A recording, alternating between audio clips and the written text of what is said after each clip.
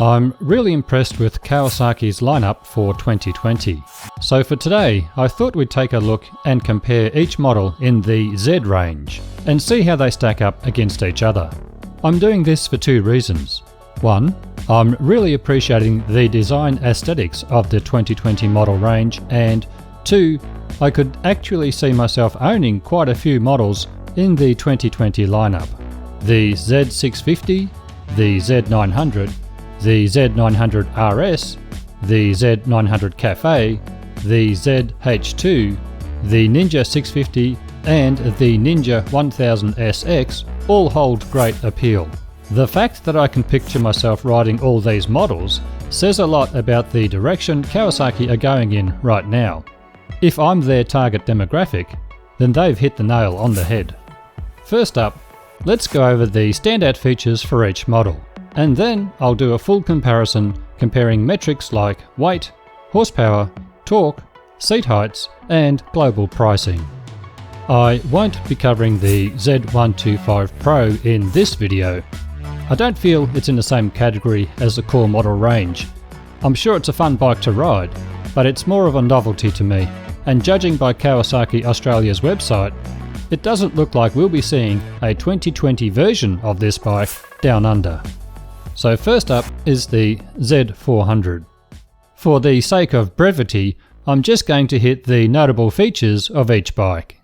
For 2020, the Z400's notable features are LED head and tail lights, a slim fuel tank and a low seat height, new radiator fan cover design to direct hot air away from the rider, a lightweight trellis frame, 167 kg wet weight, and sadly the 2020 Z400 doesn't get the new TFT display. Instead, it retains the previous generation gauge cluster. It's not all bad though, as it still boasts an attractive and functional layout. The 2020 Z650's standout features are LED headlights, the new TFT display, smartphone connectivity via Rideology app, new Dunlop Sport Max Road Sport 2 tyres, and increased comfort for the passenger. Just on the Z650, we don't appear to be getting a full power version of that bike here in Australia, which is very disappointing. We'll only have the restricted learner or A2 version. The UK, on the other hand, appears to be spoilt for choice, which goes for the entire UK Kawasaki range. You guys have extra models like the Performance option, which features ready installed items like Akrapovic exhausts and other goodies. Something I wish we had here in Oz. On to the Z900. It boasts all LED lighting, new TFT display, traction control, tuned exhaust sound, tuned intake sound, a stronger frame, power modes, smartphone connectivity, and more comfortable ergonomics when compared to the Z1000. The 2020 Z900 RS and RS Cafe are unchanged. They still feature retro styling, traction control, LED lighting, tuned exhaust note, inverted front forks, spoke cast wheels, and a DC outlet located under the seat. The 2020 Z1000 is also unchanged. It features an LED headlight, 142 horsepower, a high-torque engine, a cool air system which routes cool air to the airbox via ducts, separate function big piston forks, but it doesn't get the new TFT display. And now for the cream of the crop, the all-new 2020 ZH2.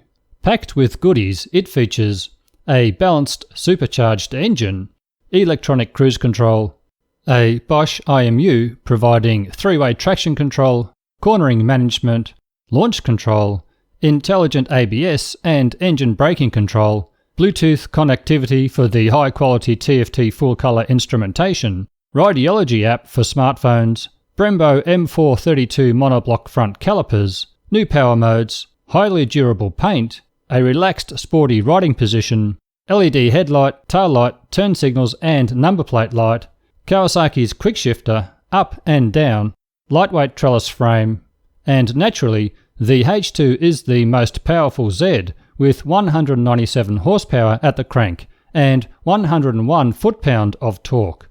When it comes to power figures, I'll do a comparison of all the models coming up next. Before I do that, I should note that all US prices shown are for the ABS models. All weight figures are the curb wet weights, so that's a full tank and ready to ride. All engines are inline cylinder engines. The Z400 and Z650 are inline twin cylinder engines, and the rest are inline 4-cylinder engines. All have 6-speed gearboxes with Kawasaki's positive neutral finder.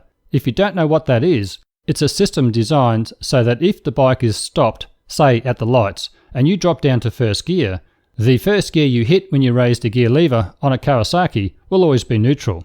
It's a system they've had for years, and if you've ever ridden other makes of motorcycles, you'll know how annoying it is when you can't find neutral parked at a set of lights. I'm making a point of mentioning Kawasaki's positive neutral finder because I still see YouTube bike reviewers surprised at how easy it is to find neutral on a Kawasaki.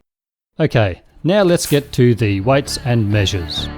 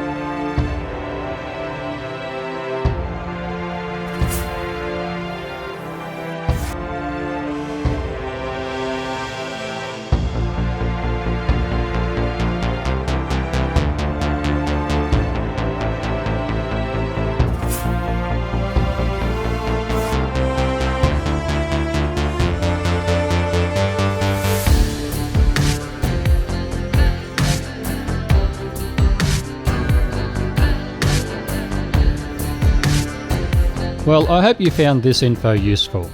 As I alluded to at the start of the video, I can see myself owning quite a few models in the 2020 Kawasaki range.